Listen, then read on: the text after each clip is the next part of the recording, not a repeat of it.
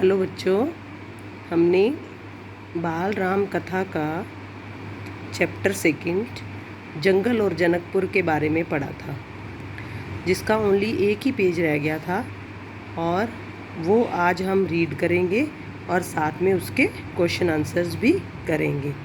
तो जंगल और जनकपुर के अंदर जो पहले वाला था पार्ट जो हमने रीड किया है, उसके अंदर क्या चीज़ थी कि जो महर्षि विश्वामित्र थे और साथ में राम और लक्ष्मण, वो दोनों सरयू नदी के किनारे किनारे चले ही जा रहे थे।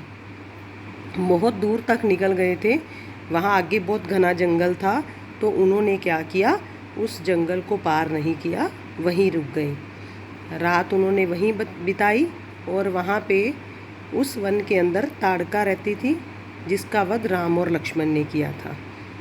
और आगे जाकर महर्षि विश्वामित्र ने क्या किया, अपना जो अनुष्ठान उनका अधूरा था उसको पूरा करने के लिए वो सिद्ध आश्रम तीनों जने चले गए। लेकिन जैसे ही वो सिद्ध आश्रम गए तो सारी जिम्मेवारी महर्षि विश्वामित्र ने राम और लक्ष्मण को सौंप दी। अब राम और लक्ष्मण पूरे उत्साह के साथ उन्होंने अपनी जिम्मेवारी को निभाया और वो सारे ही हर एक चीज़ का उन्होंने ध्यान किया।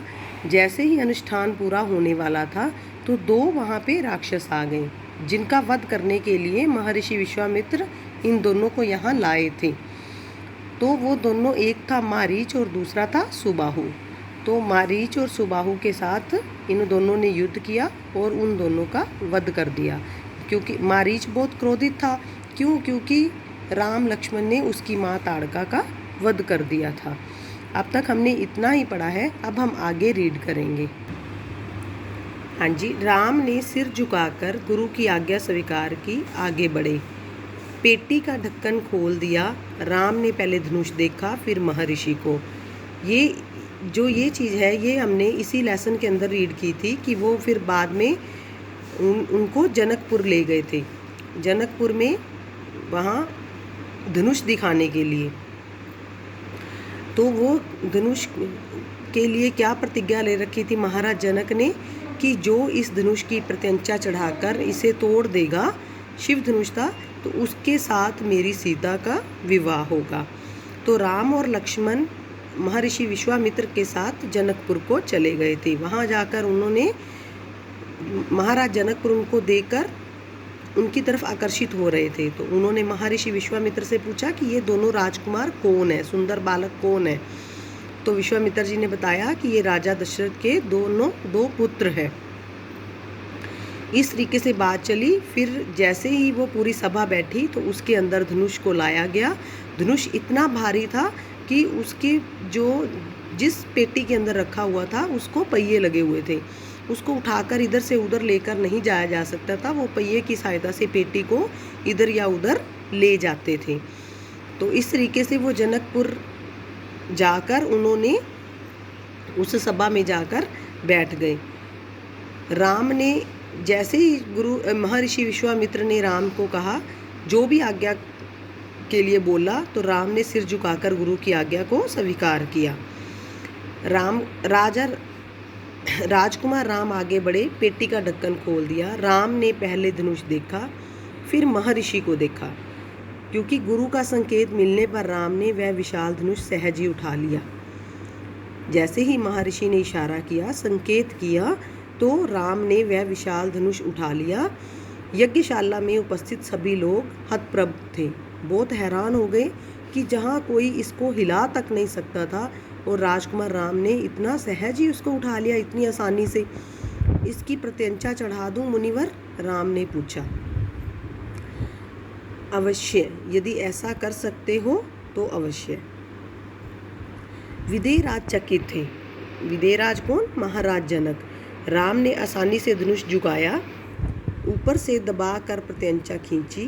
दबाव से धनुष बीच से टूट गया, उसके दो टुकड़े हो गए, बच्चों के खिलौनों की तरह। यज्ञशाला में सन्नाटा छा गया, सब चुप थे, एक दूसरे की ओर देख रहे थे कि राजकुमार राम ने बड़ी आसानी से उस धनुष को तोड़ दिया था। सभागार की चुप्पी महाराज जनक ने तोड़ी। खुशी का ठिकाना ना था उनकी। उन्हें सीता के लिए योग्य वर मिल गया था, क्योंकि उनकी प्रतिज्ञा थी कि जो इस धनुष को तोड़ेगा उसी के साथ उनकी सीता, जो उनकी बेटी सीता थी, उसका विवाह होगा।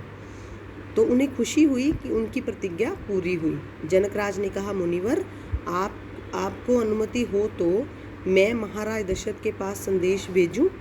अगर आपकी अनुमति है तो बारात लेकर आने का निमंत्रण, यह शुभ संदेश उन्हें शीघ्र भेजना चाहिए।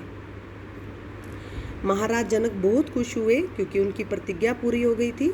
तो जनकराज मुनिवर से अनुमति ले रहे हैं कि मैं इसका संदेश महाराज दशरथ को भेजना चाहता हूँ कि वो बारात लेकर आ जाएं। महर्षि की अनुमति से दूत अयोध्या भेजे गए, सबसे तेज चलने वाले रथों से। इस बीच जनकपुर में धूम मच गई। बारात के स्वागत की तैयारियां होने लगी। नगर की प्रसन्नता चरम पर थी, क्योंकि जो महाराज जनक थे उनकी बेटे की शादी होने वाली थी। तो हर तरफ से जनकपुर में धूम मच गई थी। महाराज जनक का संदेश मिलते ही अयोध्या में भी खुशी छा गई। आनन फानन में बारात तैयार हुई। हाथी, घोड़े, रथ, सेना। बारात को मिथिला पहुंचने में 5 दिन लग गए। कितने दिन लग गए? 5 दिन मिथिला पहुंचने में। जनकपुरी जगमगा रही थी। हर मार्ग पर तोरण द्वार था, हर जगह फूलों की चादर। हर मार्ग पर तोरण द्वार था। तोरण द्वार जो सजा हुआ द्वार होता है, वो गेट बड़े वाला। हर जगह फूलों की चादर, एक एक कोना सुवासित। हर एक कोना अच्छे से सुसज्जित कर रखा था। हर घर के प्रवेश द्वार पर बंधन बार लगा रखे थे, जैसे हम दिवाली के टाइम पे अपने घरों पे लगाते हैं प्रवेश द्वार पर। एक एक घर से मंगल गीत गाए जा रहे थे। मुख्य मार्ग पर दर्शकों की अपार भीड़। खिड़कियां और छज्जों से झांकती महिलाएं एक नज़र राम को देख लें। खिड़कियों और छज्जों से झांकती महिलाएं एक नज़र राम को देख लें, राम सीता की जोड़ी दिख जाए। ये सारा सुंदर नज़ारा जनकपुरी का था कि जनकपुरी जगमगा रही थी। हर मार्ग को अच्छे से सजा रखा था, फूलों की चादर बिछा रखी थी, हर एक कोना सुसज्जित कर रखा था और हर घर में मंगल गीत गाए जा रहे थे। विवाह से ठीक पहले विदेह राज ने महाराज दशरथ से कहा, राजन, राम ने मेरी प्रतिज्ञा पूरी कर बड़ी बेटी सीता को अपना लिया है। मेरी इच्छा है कि छोटी पुत्री उर्मिला का विवाह लक्ष्मण से हो जाए। मेरे छोटे भाई कुशध्वज की भी 2 पुत्रियां हैं, मांडवी और श्रुतकीर्ति। कृपया उन्हें भरत और शत्रुघ्न के लिए भी स्वीकार करें। अब यहाँ ध्यान से सुनना है कि जो बेटी सीता थी, माता सीता थी, वो किसकी पुत्री थी और उनकी छोटी पुत्री उर्मिला किसकी पुत्री थी, और जो मांडवी और श्रुतकीर्ति थी वो किनकी पुत्रियां थीं। राजा दशरथ ने यह प्रस्ताव तत्काल मान लिया। विवाह के बाद बारात कुछ दिन जनकपुरी में रुकी। बाराती बहुओं को लेकर अयोध्या लौटे तो रानियों ने पुत्र वधुओं की आरती उतारी। स्त्रियों ने फूल बरसाए, शंख ध्वनि से गलियां गूंज उठी। यह आनंद उत्सव लगातार कई दिनों तक चलता रहा। हाँ जी बच्चे, हमने चैप्टर पूरा रीड कर लिया है। इसके अंदर से वन मार्क के जो अति लघु प्रश्न उत्तर हैं वो बहुत सारे बन रहे हैं।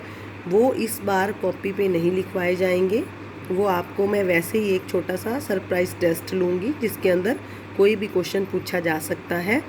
और अब हम करेंगे इसके लघु प्रश्न उत्तर जो कि 5 हैं, और मैं आपको उसकी PDF बनाकर आपको सेंड कर दूँगी।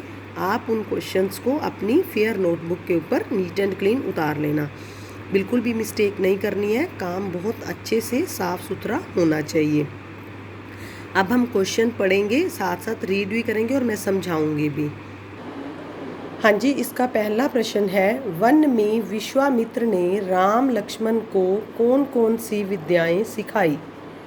उत्तर है, विश्वामित्र ने उन्हें वन में बला और अतिबला नामक विद्याएं सिखाई। कौन सी? बला और अतिबला, जिसे सीखने के बाद निद्रावस्था में भी कोई प्रहार नहीं कर जिसे सीखने के बाद निद्रावस्था में भी कोई प्रहार नहीं कर सकता है। विश्वामित्र ने उन्हें वन में बला और अतिबला नामक विद्याएं सिखाई, जिसे सीखने के बाद निद्रावस्था में भी कोई प्रहार नहीं कर सकता है। सेकंड प्रश्न है इसका, ताड़का वध से प्रसन्न होकर गुरु विश्वामित्र ने राम लक्ष्मण को क्या दिया? जब राम लक्ष्मण ने ताड़का वध किया तो गुरु विश्वामित्र ने राम और लक्ष्मण को क्या दिया? उन्होंने राम लक्ष्मण को 100 नए अस्त्र शस्त्र प्रदान किए और उन्हें चलाने की विधि भी बताई। उन्होंने राम लक्ष्मण को 100 नए अस्त्र शस्त्र दिए और उन्हें चलाने की विधि भी बताई। क्वेश्चन नंबर 3 है, मारीच क्यों क्रोधित था? मारीच को गुस्सा क्यों आ रहा था? इसका आंसर आएगा, मारीच इसीलिए क्रोधित था क्योंकि राम लक्ष्मण ने उसकी माँ ताड़का का वध कर दिया था। मारीच इसीलिए क्रोधित था क्योंकि राम लक्ष्मण ने उसकी माँ ताड़का का वध कर दिया था।